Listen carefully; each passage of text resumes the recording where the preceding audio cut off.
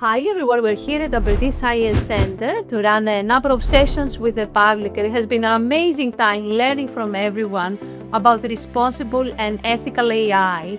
We have been speaking to young people, and we have been running a number of different activities that address the challenges and the opportunities of AI.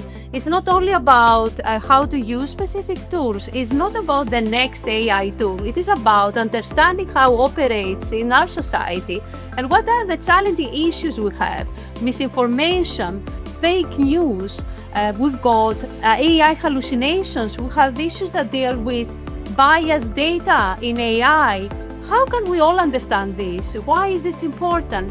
We know now that there's a lot of misunderstanding about AI and a lot of gaps in terms of knowledge. So we are here to not only educate everyone, but also open up the conversations, discuss about what is actually the positive aspects of AI, how we can use it effectively, how we can use it in our everyday life in a way that doesn't challenge our own personal data and doesn't create problems and barriers for us. So we look forward to seeing more people in one of those sessions, but we also organize other sessions online.